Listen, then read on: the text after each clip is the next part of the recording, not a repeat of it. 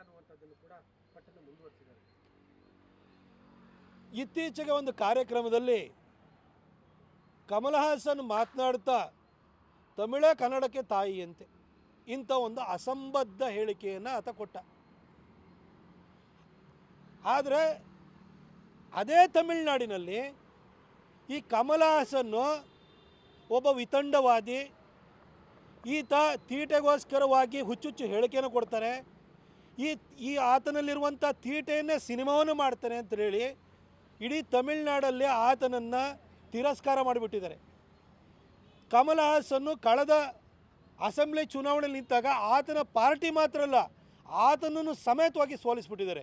ತಮಿಳುನಾಡವರೇ ತಿರಸ್ಕಾರ ಮಾಡಿ ತಿಪ್ಪೆಗೆ ಹಾಕಿರುವಂಥ ಕಮಲ್ ಹಾಸನ್ನು ಕೊಟ್ಟಿರುವ ಹೇಳಿಕೆಗೆ ನಮ್ಮ ಕರ್ನಾಟಕದಲ್ಲಿ ಒಂದಷ್ಟು ಜನ ಅದನ್ನು ಸಮರ್ಥನೆ ಮಾಡೋಕ್ಕೆ ಹೊರಟಿರುವಂಥದ್ದು ನನಗಂತೂ ಆಶ್ಚರ್ಯ ಆಗುತ್ತೆ.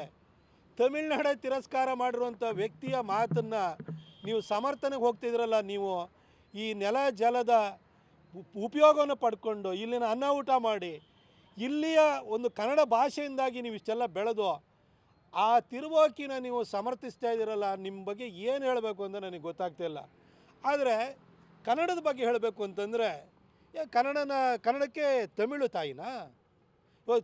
ಕನ್ನಡಕ್ಕೆ ತಂದೆ ತಾಯಿನ ಹುಡುಕ್ತಾ ಇದ್ದೀರಾ ನೀವು? ಕನ್ನಡಕ್ಕೆ ಯಾರೂ ತಂದೆ ತಾಯಿ ಇಲ್ಲ. ಕನ್ನಡಕ್ಕೆ ತನ್ನದೇ ಆದಂಥ ಸ್ವಂತಿಕೆ ಇದೆ. ಕನ್ನಡ ಅನ್ನೋದು ಕೇವಲ ಒಂದು ಭಾಷೆ ಆಗಿಲ್ಲ. ಕನ್ನಡ ಅನ್ನೋದು ಒಟ್ಟಾರೆ ನಮ್ಮ ಕನ್ನಡ ಸಂಸ್ಕೃತಿ, ನಮ್ಮ ಕರ್ನಾಟಕದ ಸಂಸ್ಕೃತಿಯ ಪ್ರತೀಕವಾಗಿದೆ.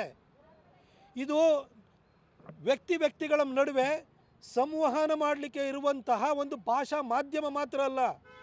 ನಮ್ಮ ಕನ್ನಡದಲ್ಲಿ ನಮ್ಮ ಅಭಿಮಾನವೂ ಇದೆ, ನಮ್ಮ ಸ್ವಂತತೆ ಇದೆ, ನಮ್ಮ ಅಸ್ಮಿತೆ ಇದೆ, ಅದ್ರ ಜೊತೆಗೆ ನಮ್ಮ ಸಂಸ್ಕೃತಿನೂ ಇದೆ.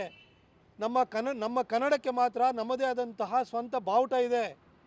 ನಮ್ಮ ಬಾವುಟ ಅರಿಶಿಣ ಮತ್ತು ಕುಂಕುಮವನ್ನು ಪ್ರತಿನಿಧಿಸ್ತದೆ. ಅದು ಅರಿಶಿಣ ಕುಂಕುಮ ಅನ್ನೋದು ನಮ್ಮ ಸಂಸ್ಕೃತಿಯ ಭಾಗವಾಗಿದೆ.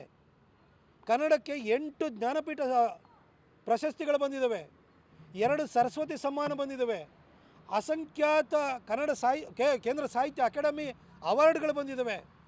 ಅದ್ಭುತವಾದ ಸಿನಿಮಾಗಳನ್ನು ಬಹಳಷ್ಟು ವರ್ಷಗಳಿಂದ ನಾವು ಕೊಟ್ಕೊಂಡು ಬಂದಿದ್ದೀವಿ. ಇಷ್ಟು ಸಂಪದ್ಭರಿತವಾದಂಥ ಭಾಷೆ ಇದು ಎಲ್ಲಿಂದೆಲ್ಲ ಹುಟ್ಟಿ ಬಂದು ಯಾವುದೋ ಇದರಿಂದ ಬಳುವಳಿಯಾಗಿ ಬಂದಿರುವಂಥ ಭಾಷೆ ಅಲ್ಲ. ಇದು ಸ್ವಂತದ್ದು, ಇದು ನೆಲದ ಭಾಷೆ. ಇದರಲ್ಲಿ ನಮ್ಮ ಸಂಸ್ಕೃತಿ ಇದೆ. ಒಂದೊಂದು ಏರಿಯಾಕ್ಕೆ ಹೋದ್ರೂ ಕೂಡ ಅದರ ಸೊಗಡು ಬೇರೆ ಆಗುತ್ತೆ. ಈ ಭಾಷೆಯಲ್ಲಿ ಸಂಸ್ಕೃತದ ಭಾಳಷ್ಟು ಶಬ್ದಗಳು ಸೇರಿಕೊಂಡಿದ್ದಾವೆ. ಹಾಗೆ ಉತ್ತರ ಕನ್ನಡಕ್ಕೆ ಹೋದರೆ ಮರಾಠಿಯ ಒಂದಷ್ಟು ಶಬ್ದಗಳು ಕೂಡ ಸೇರಿಕೊಂಡಿದ್ದಾವೆ. ಆದರೆ ಯಾವುದೋ ಭಾಷೆಯ ಒಂದಷ್ಟು ಶಬ್ದಗಳು ಸೇರಿಕೊಂಡಿದ್ದಾವೆ ಅಂತಂದು ಮಾತ್ರಕ್ಕೆ ಕನ್ನಡಕ್ಕೆ ಯಾರೋ ಅಪ್ಪ ಅಮ್ಮ ಇದ್ದಾರೆ ಅಂತಲ್ಲ.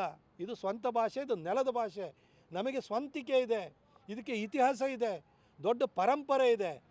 ಇಷ್ಟೆಲ್ಲ ಬಿಟ್ಟು ಇಂತಹ ಒಂದು ಸ್ವಂತಿಕೆ ಇರುವಂತಹ ಭಾಷೆಯನ್ನು ಸಮರ್ಥನೆ ಮಾಡ್ಕೊಳ್ಳೋದು ಬಿಟ್ಟು ಯಾವನೋ ತಮಿಳ್ನಾಡನೊಬ್ಬ ಚಲಾವಣೆ ಇಲ್ಲದಂಥ ನಟನ ಪರವಾಗಿ, ಒಂದು ಕಾಲದಲ್ಲಿ ಆತ ಅದ್ಭುತವಾದ ನಟನೇ ಆಗಿರ್ಬೋದು, ಆದರೆ ನಮ್ಮ ನೆಲದಲ್ಲಿ ಒಳ್ಳೆ ಅದ್ಭುತವಾದ ನಟರು ಬಂದಿಲ್ವಾ?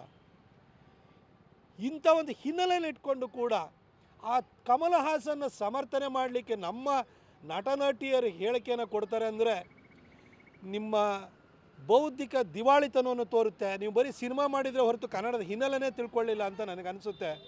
ಇಂಥ ಒಂದು ಸಂಪದ್ಭರಿತವಾದಂಥ ಭಾಷೆಗೆ ಅವನು ಯಾರೋ ಅಪ್ಪ ಅಮ್ಮನ ಹುಡ್ಕಕ್ಕೆ ಹೋದಂಥ ವ್ಯಕ್ತಿಯನ್ನು ನೀವು ಸಮರ್ಥನೆ ಮಾಡ್ತಿರಲ್ಲ, ನಿಮಗೆ ನಾಚಿಕೆ ಪಟ್ಕೊಳ್ಬೇಕು ನೀವೆಲ್ಲ.